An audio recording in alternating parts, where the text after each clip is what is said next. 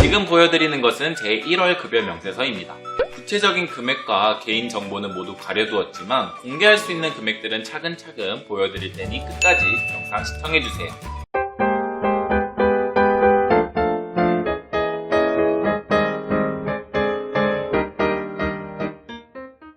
안녕하세요, 중지차입니다. 오늘은 다소 좀 예민할 수도 있는 주제를 가지고 왔는데요. 바로 초등교사의 월급입니다. 사실 오늘 내용은 누구나 조금만 시간을 내면 인터넷에서도 찾을 수 있는 내용들이기는 한데요. 오늘 이 콘텐츠를 만든 이유가 있어요. 생각보다 많은 교사분들이 각자 월급이 어떻게 나오는지도 모르시는 분들도 좀 있고, 교사를 꿈꾸는 분들이나 초임교사분들에게 초등교사가 어떻게 월급을 받는지를 좀 알려드려서 앞으로의 경제계획을 세우는데 조금이라도 도움이 되었으면 하는 마음에 이 영상을 만들게 되었습니다. 오늘은 이제 1편으로 교사가 받는 급여에 대한 내용을 싹 정리해드리고, 다음 2편에서는 세금과 각종 공제되는 돈, 즉 내 돈이 아닌 돈이죠. 그리고 마지막 3편에서는 교사와 재테크라는 주제로 이야기를 좀 다루어 보려고 합니다. 자, 그럼 지금부터 1편 초등교사가 받는 급여에 대한 모든 것 시작합니다. 자, 먼저 교사 호봉입니다.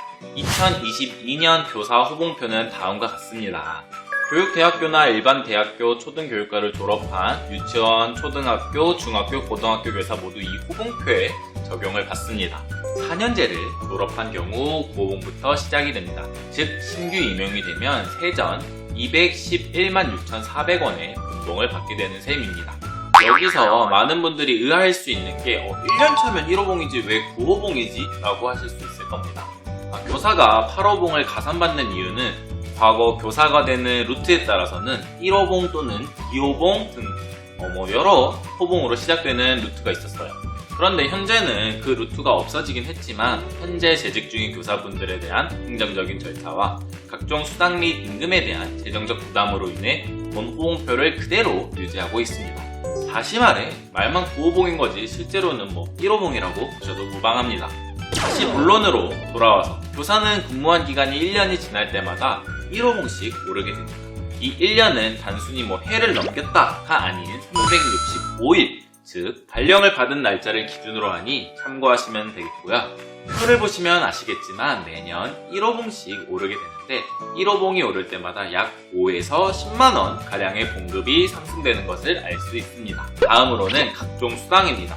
현재 제가 받고 있는 수당은 경근수당 가산금, 정액급식비, 교직수당, 교직수당 가산금 4, 시간의 근무수당 정액분, 교원연구비, 명절휴가비, 정근수당을 받습니다. 정근수당 가산금은 5년 이상 근무를 한 모든 공무원에게 지급하는 가산금으로 근무 연차에 따라 다른 금액을 지급받게 됩니다. 두 번째는 정액급식비입니다. 이건 간단하게 말해 일반 회사들이 식대를 지원하는 금액과 같은 것이라고 보시면 되겠습니다. 다음으로는 교직수당입니다. 이 교직수당은 사실 한참 전에는 분봉에 포함되어 있었던 돈이라고 들었는데 이 부분을 분봉에서 따로 빼게 된 이유는 꽤나 복합적인 이유가 있는데요. 이 부분은 약간 정치적인 부분이라서 어쨌든 모든 교사들은 이 교직수당을 모두 받고 보직교사를 하면 월 7만원, 담임교사를 하면 13만원 이런 식으로 하는 역할에 따라 가산금도 지불받습니다. 다음으로 시간의 근무수당 정액분입니다. 금액은 9에서 11만원인데요. 월에 15일 이상 근무하면 초과 근무 10시간을 인정해주는 수당입니다.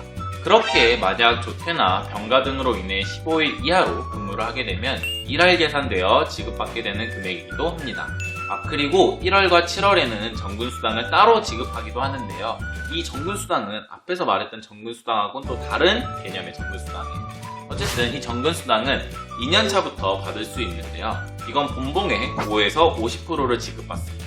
매년 5%씩 늘어나게 되어 있는데요. 예를 들어 설명하는 게 이해가 좀 더 쉬울 것 같아요. 2년차 때는 217만 3,700원 더하기 5%를 하거든요.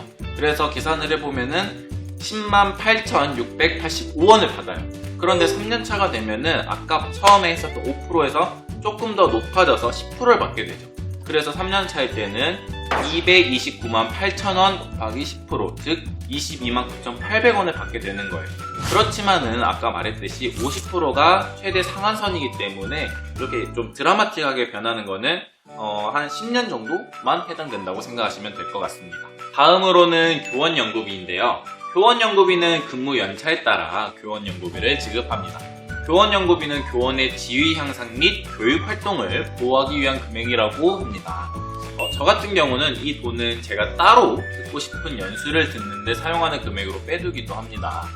실제 금액 지급에 대한 내용은 관할청 또는 학교금마다 조금씩은 다른데요. 저는 5년 이상의 평교사로 월 55,000원을 받게 됩니다. 다음으로 명절휴가비가 있습니다. 명절휴가비는 정말 심플한데요. 명절을 앞둔 달에 본봉의 60%를 지급합니다. 마지막으로 월급 명세서에는 안 나왔지만 성과상여금이 있습니다. 성과상여금은 직전에 근무한 내용을 학교 안에서 평정한 뒤에 교사별로 A, B, C 등급을 매긴 뒤에 등급에 따라 상여금을 지급하는 방식인데요. 이 부분은 학교마다 기준이 모두 다르고 제 개인적인 견해와는 조금 상충하는 부분이 있어서 자세히 언급하지는 않을게요. 오늘은 초등학교 교사가 받는 급여에 대해 자세히 다루어 보았는데요. 교사를 하는 이유는 굉장히 다양하겠지만 오늘 영상을 보시고 교사의 안정성과 급여를 보고 딱 교사를 해야겠다라고 결심하셨다면 저는 좀 어느 정도 무리가 있다고 생각해요. 돈이라는 것은 굉장히 상대적이기 때문에 교사는 무엇보다 교사로서 내가 만나는 아이들의 삶에 긍정적인 영향을 건네주면서 내가 발전해 나갈 때 느끼는 그 보람, 그걸 1순위의 가치로 두어야 한다고 저는 생각합니다. 그러니 부디 오늘 영상을 앞으로의 경제적 계획을 위한 참고 영상으로만 보셨으면 좋겠으며 다음 2편에서 다룰 세금과 각종 공제되는 돈에 대한 내용 그리고 마지막 3편의 교사와 재테크까지 쭉 시청해주시면 감사하겠습니다. 안녕.